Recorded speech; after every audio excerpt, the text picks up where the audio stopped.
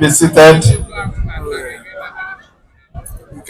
Your Excellency, the Deputy Governor of Abia State, Engineer IKWUANO Emeto, his Secretary to the State Government, Professor Kenneth Carlo, the Chief of Staff to the Governor, Pastor Caleb Ajaba. Let me use the three of you to reach out to all government appointees that are here with us this afternoon, including the Honorable Commissioner for Works, Engineer Otumchere OTTI. Permit me, distinguished ladies and gentlemen, to recognize the member representing the good people of Bende South constituency, who is here with us, Honorable Emmanuel Ndubisi, popularly known as Ijiriji. Let me use Ijiriji to reach out to all the other members of the House of Assembly who are here with us, both serving and retired.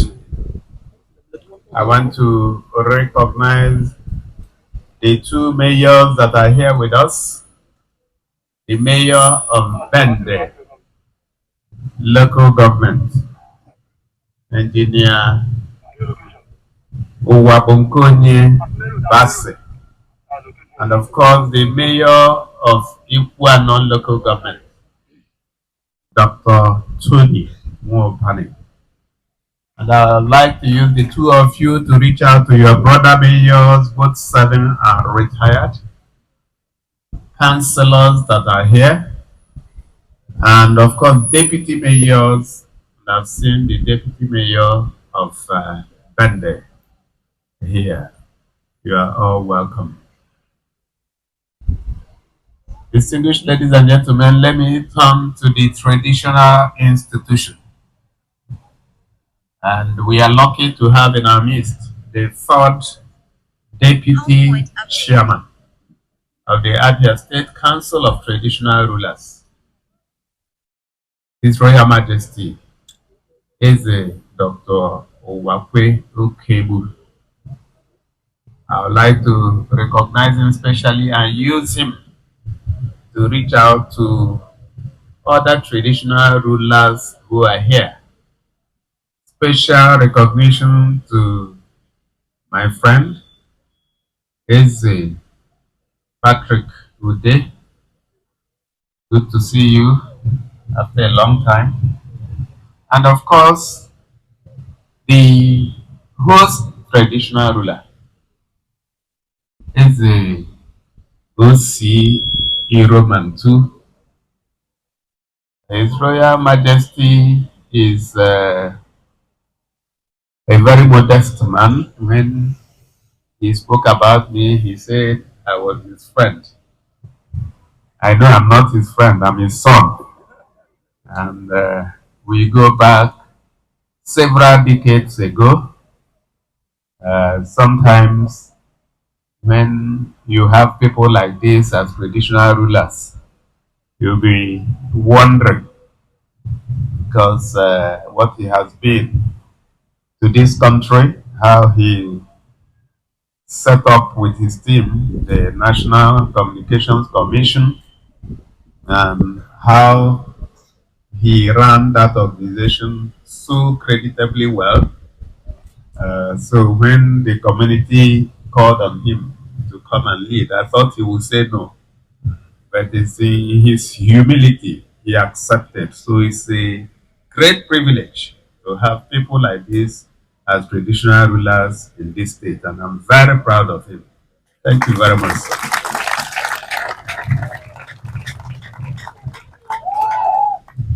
Let me recognize our women folk Umuwanyi, Inyom George, Orihe. I'm very happy to see all of you and happy coming out in this sun to welcome your son. I'm very pleased and God will continue to bless all of you in Jesus' name. Let me recognize our party members and leadership that are here. Labour Party! Labour Party! Forward ever! You know, sometimes people worry about our party. I want to use this opportunity to let you know that there's nothing to worry about. The party is intact. There is nowhere where there are no disagreements. The most important thing is not to disagree. The important thing is to agree after disagreeing. At the end of the day, the party is bigger and stronger than every one of us individually. But collectively, we all make up the party. So nothing do us. I'd like to recognize the contractors who spoke so well. And it's very interesting that these contractors, who by the way, some of them I had known, but our administration does not encourage favoritism. So when we decided that these projects will be awarded, we went to a competitive tender, but we ensured that it is only those who could work genuinely and who had the competence and the capacity that would even feature in the tender. That was all that we did. How they emerged, I do not know. But the important thing is that out of the several people that bid, they came first. And I say they should be given to them. One of them is not a Nigerian, the other is not an Abian. But what difference does it make? We are one and the same people. So what we have come to do is, if you have something to offer, if you have the competence, please come here, we will engage you. One of the people that spoke talked about no part of the state left behind, as if he had a peep into my speech. This speech is titled, No Part of the State Left Behind. 2025 will mark a turning point for millions of Ndiapia across the 17 local governments and in all the 184 wards spread across over 500 different communities in the state. We made a commitment at the inception of this administration that not a single community in Abia shall be neglected in our determined push to revive the levers of our economy and create an environment that supports the dreams and aspirations of our hard-working population. We have gathered this afternoon to witness yet another demonstration of our fidelity to the covenant that binds us together as a people. Let me on this note, distinguished ladies and gentlemen, welcome you to the flag off of the reconstruction of phases 1 and 2 of the 13-kilometer ONUINYANG, OKPOROENYI, OBORO, IKWUANO route.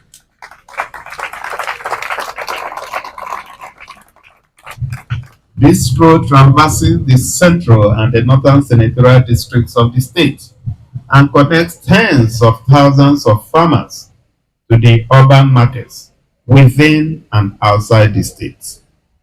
The communities around this corridor are central to the state's agricultural development framework, having been renowned for the quality and quantity of their farm produce, including cocoa, cassava, cereals, and vegetables. It is a miracle that you were able to achieve so much with very little support from subsequent governments over the decades. One is therefore compelled to commend your resilience and commitment to your trade, which ultimately has helped us weather the storms of hunger, poverty, and destitution. This event presents us a great opportunity to thank you for your enormous contributions to the economic growth and well-being of our people. We have joyfully gathered this afternoon to announce that never again shall your sacrifices and labor go unrecognized and unappreciated by the government. This almost 14-kilometer stretch of road shall not only be completed on schedule, just like the Commissioner for Works has said, it shall be built to the highest standard and the test of the elements. It will, on completion, facilitate the regular transport of people and agricultural communities, fast-track inter-community trade, and broaden social interaction amongst individuals, families, and clans. Roads, as I have consistently maintained, are not just about laying asphalt and creating new routes. In the new Abia, we conceive roads as pathways to prosperity for present and future generations. Through a careful study of the development trajectories of many Asian and Western nations, we have come to the inescapable conclusion that quality roads drive sustained economic growth by inspiring fresh ideas, activating the levers of production, and creating new windows for viable partnerships and investments. From the joy and excitement radiating from your faces, it is easy to tell that you are generally happy with the decision of the government to direct its bulldozers and payloaders and other moving machines to this route, which cuts across IKWUANO and Bende local governments. We share in your joy because the wonderful fruits that shall spring forth from this project shall be enjoyed by thousands of people outside the boundaries of this place. Kicking off the road infrastructure restoration and expansion program of the administration for 2025 in this part of the state underscores our commitment to the even development of all parts of the state. We consider that every community in the state pivotal to our governance agenda because there are no barren lands in Abia. Our determination to build quality road networks to connect all parts of the state is founded on the conviction that there are abundant human and material resources to be harnessed by opening the roads that were hitherto abandoned through systemic neglect, corruption, or just limited awareness of the connection between road and rapid socioeconomic development. From Nonya to Aba, Uzakoli to Isochi, Umuala to Umuopara, and across several other semi-urban and rural communities in the state, the present administration is expanding the frontiers of opportunities for farmers and other players in the agro-allied business ecosystem. Our overarching objective is to give our people the lever they need to create wealth for themselves by harnessing the environmental advantages that exist in their communities. The distinctive feature of our governance paradigm is that it is driven by a carefully defined methodology which prioritizes even spread of projects and the capacity of such projects to facilitate the generation of sufficient public sector revenue to keep the wheels of development in constant motion. Our philosophy has revived the urban business and social landscapes, restored order and security in the rural communities, and created a clear trajectory for the future of our people, no matter where they live. The size of our vision is enormous, and the challenge of effective execution is no less demanding. At any rate, we are equal to the task because we came very prepared.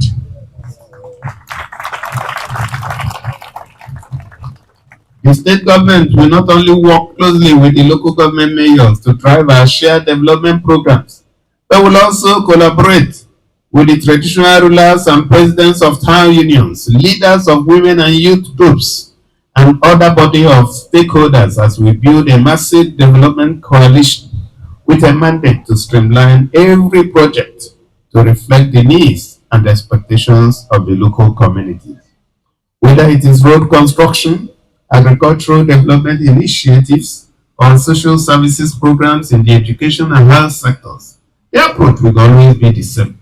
The stakeholders in every community must be involved at every stage of the project to guarantee wholesome execution and orderly application of resources, and to also cut down chances of sabotage through criminal activities and flagrant expression of political hostilities.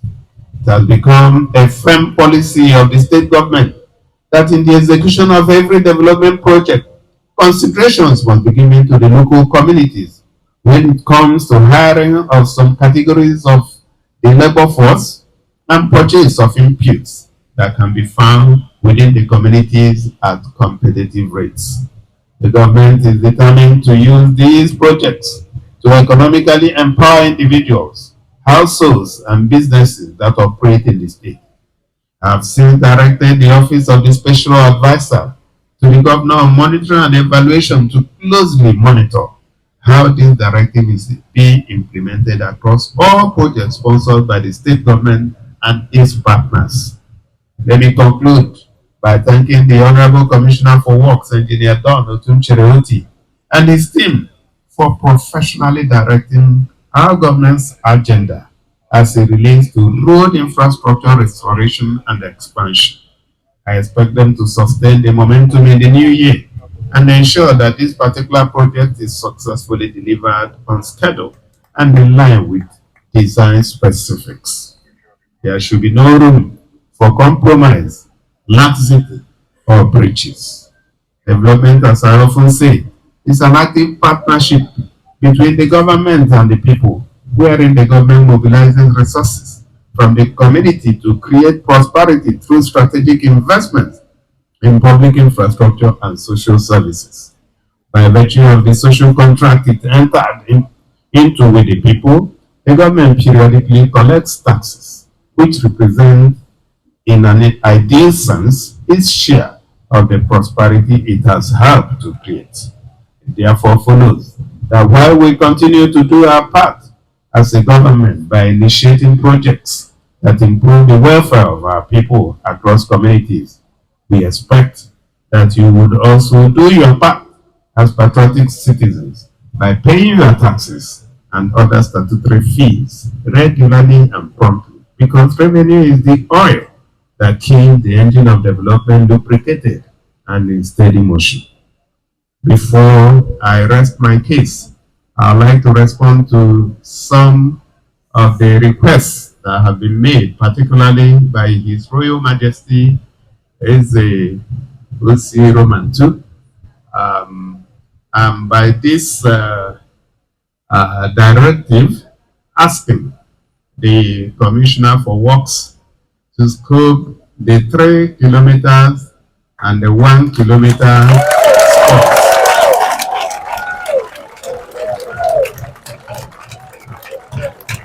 that were requested momentarily by His Royal Majesty and bring them to my desk so that I can add them to the road, parts of the road to the construction.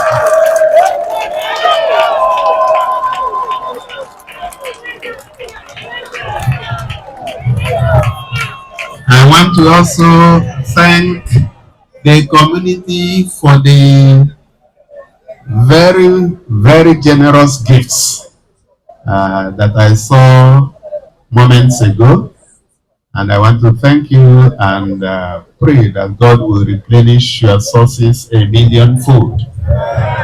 Finally, I would like to thank the children who came to perform. They performed brilliantly, and I'd like to say a big thank you to them. their teachers and their guidance. And my prayer is that one day they will be like me. On this note, distinguished ladies and gentlemen, I believe a few people have been pre-informed, and I would like to invite those who have been pre-selected to join me as I step out to flag off the construction of the 13.9 kilometer ONUINYANG, OKPOROENYI, OBORO, and IKWUANO routes. Thank you very much. God bless you. Thank you very much, our dear Governor, the People's Governor.